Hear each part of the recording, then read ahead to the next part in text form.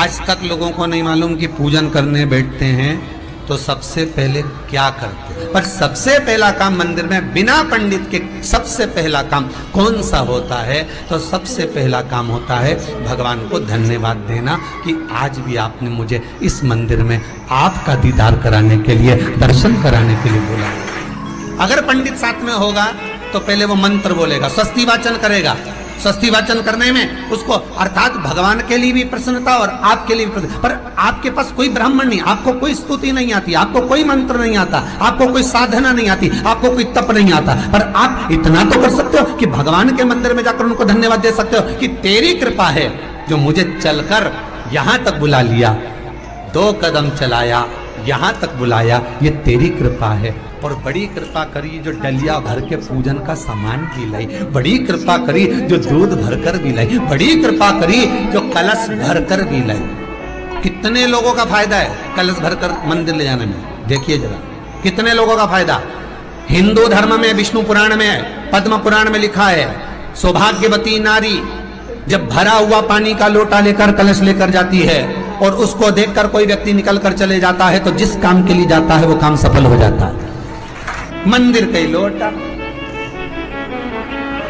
मंदिर का ही पानी, सिर पे पल्लू लेके हर हर महादेव बस शिव जी के चढ़ा रही और इतने प्रेम से रिझा रही। अब फ्री का पानी था तो एक लोटे में मन भी नहीं माने। अरे करा तो भगवान के सम्मुख में पहुंचकर अगर आप जल का पात्र भी लेकर जा रहे हो, भरा हुआ लेकर जा रहे हो, तो कितनी प्रसन्नता की बात।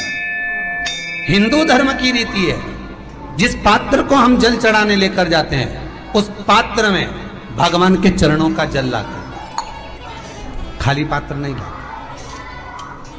क्या लाते हैं? भगवान के चरणों का जल। उस चरणोदक को लेकर आए, घर में रखा, सबने अपने नैनों में लगाया, हृदय में लगाया, चित्तवृत्ति में लगाया। खाली पात्र हम लेकर वापस नहीं आ रहे हैं। शिव मंदिर में जब जब जाओ, जल चढ़ाने के लिए जाओ, पात्र तुमने शंकर जी को पूरा पानी चढ़ा भी दिया तो शंकर के चरणारविंद का थोड़ा सा जल पात्र में डाल के भले 2 बूंद लाओ, 4 बूंद लाओ, इतना सा लाओ, पर लाओ और उसको पूरे परिवार के नेत्रों में जब लेकर आए हो चरणों तक तो लगाओ, पर खाली पात्र नहीं लेकर आए। खाली पात्र लाने में ध्यान दीजिए, जब आप पूरा जल समर्पित कर देते हैं, जल समर्पित भी पूरा करना है, भगवान को चढ़ा रहे हो तो पूरा समर्पण होना चाहिए, पूर्ण समर्पण। इसलिए शंकर भगवान को अधूरा समर्पण नहीं, इसलिए श्रीफल भी पूर्ण चढ़ता है। शंकर जी के मंदिर में श्रीफल नहीं फूटता, पूर्ण श्रीफल। बेलपत्री भी पूरी, चावल का दाना भी चढ़ेगा तो आखा, फल भी चढ़ेगा तो आखा, फूल भी चढ़ेगा तो आखा। भगवान को कोई चीज खंडित नहीं चढ़ती। शिव जी जल भी चढ़ेगा तो पूर्ण। जिस जल को चढ़ाने के लिए लेकर गए उसको बचा कर नहीं लाना है शिव मंदिर में से, संपूर्ण भाग, क्योंकि भगवान के चरण की रज जब हमारे घर में प्रवेश करेगी तो हमारा आत्म कल्याण तो स्वतः ही हो जाएगा। शिव करुणा कर ही देंगे। पर कई लोगों की आदत रहती है, और आपने भी गलती करी होगी, गए होगे, चढ़ाकर भी आए होगे, पूरा पानी भी उंडेल कर आए होगे, चढ़ा भी दिया, छोड़ भी आए, पर लेकर नहीं आए होगे। कई लोग गलती कर जाते हैं और फिर बाद में कहते हैं हम तो इतने साल से पूजन कर रहे हैं, भगवान हमारी सुन ही नहीं दिया। तो भगवान के मैं तो तैयार बैठा, पर तू नवा के चली जाए, लेके तो कहीं जाए। भगवान थोड़ी ना कहेगा कि तू मेरे पास में आए तो मेरे चरण की रज लेकर जा।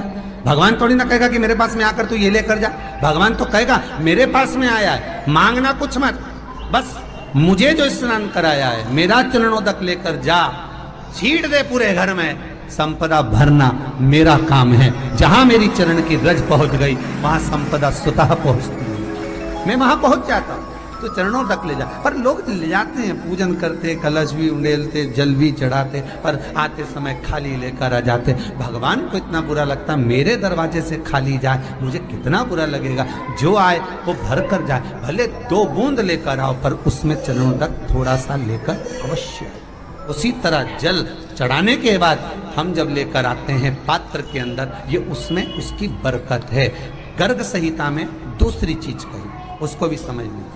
गर्ग संहिता में कहा गया, जब आप घर से जल लेकर जाते हो भरकर, तो ये सृष्टि की जितनी नदियां हैं, पृथ्वी पर जितनी नदियां विद्यमान हैं, जितने तालाब, जितने सरोवर, जितने कुंड, जितने विराजमान हैं, उन सारे तीर्थों का जल जब आप घर से लेकर निकलते हो तो वो तीर्थ का संपूर्ण जल आपके कलश में आ जाता है। और जब आप उस जल को शिव पर समर्पित कर देती हो और 2 बूंद चरणा तक लेकर जब जाती हो तो शिव महापुराण गर्ग संहिता पद्म पुराण कहती है वो जल साधारण नहीं रहता, वो गंगा जल बनकर तुम्हारे घर को पवित्र करने के लिए पहुंच जाता है।